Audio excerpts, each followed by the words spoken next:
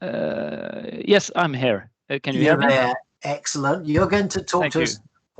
You're at the Western Norway University of Applied Sciences, I think, and you're going to talk to us about bereaved by drug-related deaths, the help people need, the help they receive, and what predictors there are for high and low satisfaction with the help they get. So, welcome. Do you have slides yourself? You do, and there's the very first one. Okay. Yes, it did work. Over to you. I shall be giving you warnings as we go on of time, but I'm sure you'll be very good at it. Okay. Thank you, Jim. Thank you for the introduction, and thank you, Daniel, for a very moving presentation. And it really got myself thinking back not so long ago when I working in the clinic myself and experienced those kinds of losses. And my talk also is about drug death-related bereavement, but I have focused on how it affects and impacts families, friends, and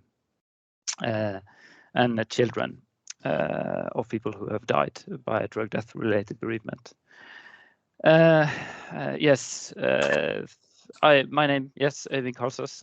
I am actually I'm a clinical social worker and family therapist, and I'm currently a PhD student at the Western Norway University of Applied Sciences in the city of Bergen in Norway. And here I am doing my research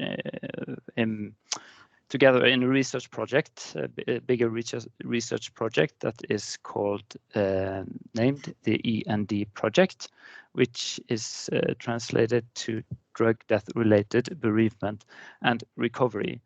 And this project, it started in 2017, and it investigates the situations of family and friends who have been bereaved by a drug-related death, what they are dealing with, what they are struggling with, how they cope, what needs for help they convey, what help they do receive, and also how service providers relate to them.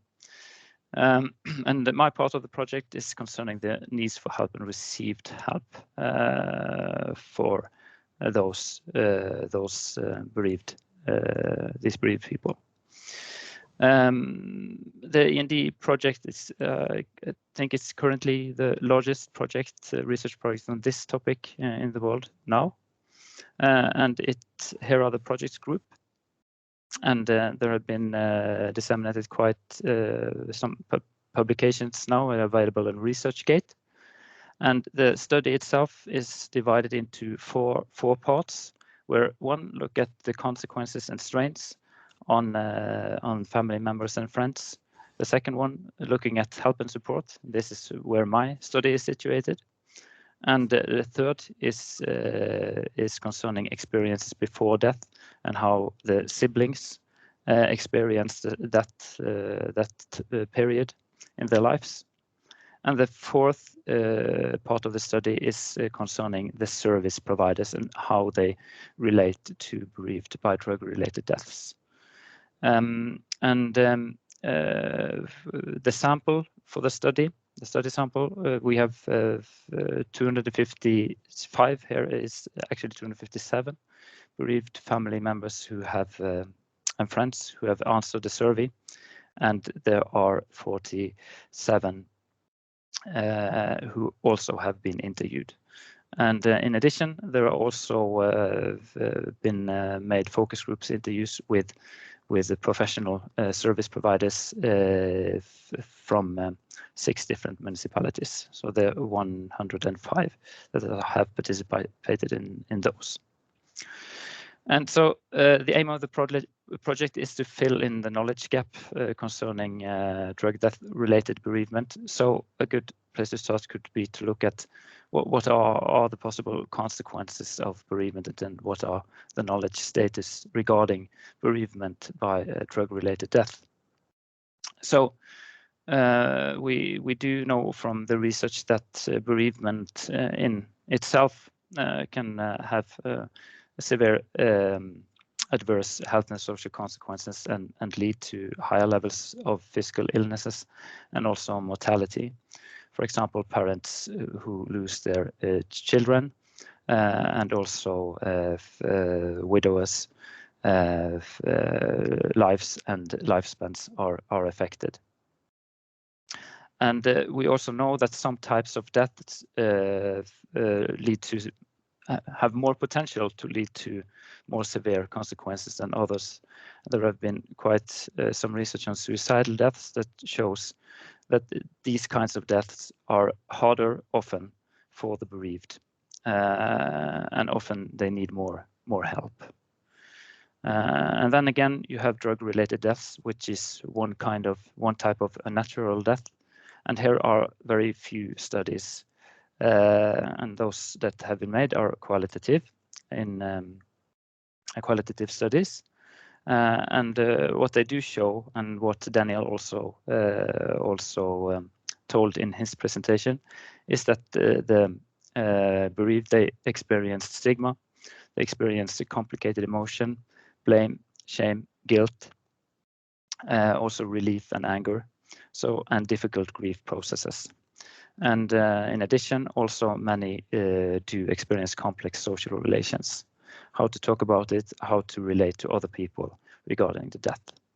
There are also a register-based study in Norway that was recently done that shows a higher mortality among parents who have been bereaved by a drug-related deaths, even compared to other forms of unnatural deaths like suicidal deaths. So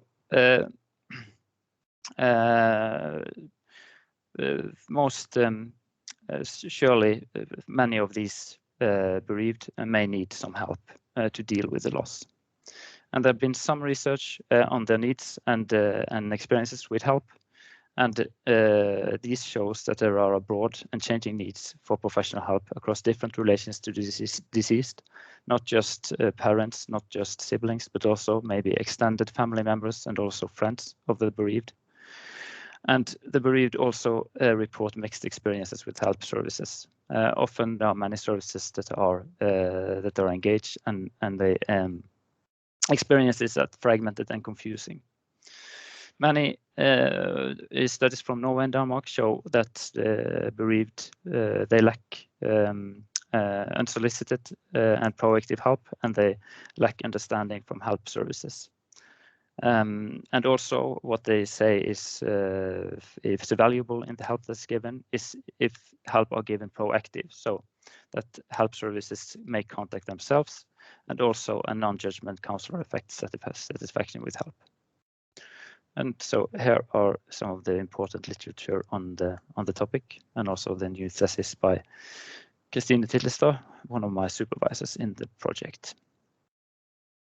So now the context for my research project is Norway, of course. We have 5.4 million people here. We have a welfare state with a large public health sector and service, and it strives to give equal services across the country, not dependent on geography or socioeconomic opportunities. So it's mostly free of charge or cheap. And here we have about 270 annual drug-related deaths. Although last year we had a jump to 324, which is really sad, and we hope that is not a trend now. Concerning the bereaved, we have had guidelines for suicidal deaths since 2011, how services should relate to and contact the bereaved. And we have a new guideline for crisis and disasters in 2016, also how the service providers should relate to the bereaved after deaths by such circumstances. And both these guidelines, they highlight proactive and flexible psychosocial help to the bereaved. That is that the services should make contact and also provide help over time, flexible in the way regarding what the family members and friends, what they need. Yeah. So My study is quantitative. I'm using data from the cross-sectional survey answered by 257 bereaved. It's a convenient sample consisting of family and close friends, and I'm asking this question straightforward: are the needs for help met by the public services? And are the help given? Are they satisfied? What conditions affect the satisfaction with help? And here we have some numbers, and I must say that these are preliminary numbers and findings. They're not been published yet, so please don't refer to them before the article is submitted, hopefully within the year. We see here that the sample consists of both parents, siblings, children, other kin, other family members, and also friends. And we see that most of the deceased, they died of unintentional intoxication, but also some by intentional intoxication, suicide, and some by disease, accident, and violence related to drugs, and some the bereaved don't know how died. Most of the deceased had used drugs for quite some time before they died. Oyvind, we have five more minutes. Yeah, that's great. Yeah, thank you. Yeah, and we have here the numbers for the needs for help, and we can see that 80% of the sample, they report a need for help, some great or significant need for help. 57% report great or significant need for help. And we see that 52% actually received some kind of help after the death. And we also see that the satisfaction with services were high or fairly high for 45% of the sample, and low or no satisfaction for 21% of the sample. And in the middle here, 34% to some extent. And so we look at if there are differences for needs in the needs for help depending on variables in the study sample, because it's quite diverse, this sample. So we look at the variables, for example, income, if that affects the needs for help. Do relation to deceased affect the needs for help? Or is it correlated with the needs for help? For example, do parents need more help than children or friends? And we also look at residency, where you live in the country, the context of death, age of deceased, time since loss, sex, if male or female, is that correlated with the needs of help, age of bereaved, or duration of deceased drugs use. And I can share this finding. No, it does. We have not found any significant association between any of these variables and the needs for help. So it's the needs for help seem quite evenly distributed across the sample, which for me I found a bit surprising actually. And so we look at the level of received help. Are there differences in who are receiving help from the public services? And here also we look at, for example, relations to deceased, where they live, income, sex, needs for help, and time since loss. And here we do have some significant findings. There do seem to be a correlation between some of these variables and whether you get help from public services after the death. And last but not least, we are looking at if there are any variables connected to participants or help provisions that are associated with higher or lower satisfaction with help. So are there participants' characteristics that may affect the satisfaction with help? Do variables connected to the stress and strain before or surrounding the death, is that correlated to the satisfaction with help? Or are there any properties connected to how the services are delivered and who deliver the services that affect satisfaction with help? And here we also have some significant findings, and I'd really like to share it now, but we have to verify and validate them. So please, if you are interested, I really hope the article will be submitted within the year, and it will be submitted in open access journal. So please follow when it's published. Okay, that's all I had to say this for now. So here are the references, and thank you very much. Good. Thank you very much, Oyvind, and you brilliant timing, dead on time. Thank you very much for that. I've got a question here that's been submitted by Fionnuala O'Brien, who wants to know about the suicides.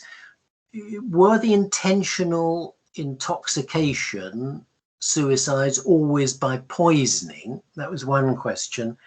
And then were there any suicides of people who had a long history of substance use but didn't use drugs to complete the suicide? Were any such people? Have you got that? There are two questions there. Have you got that? Yes, I think if the suicides were made by drugs, or if the drugs was used to commit the suicide, and whether and the second was. Yeah, the first was were the intentional. Sorry, Jamie, always by poisoning. Are you there, Fiona? Yes, I am. I'm here. Sorry. Oh, good. Not so clear. Sorry.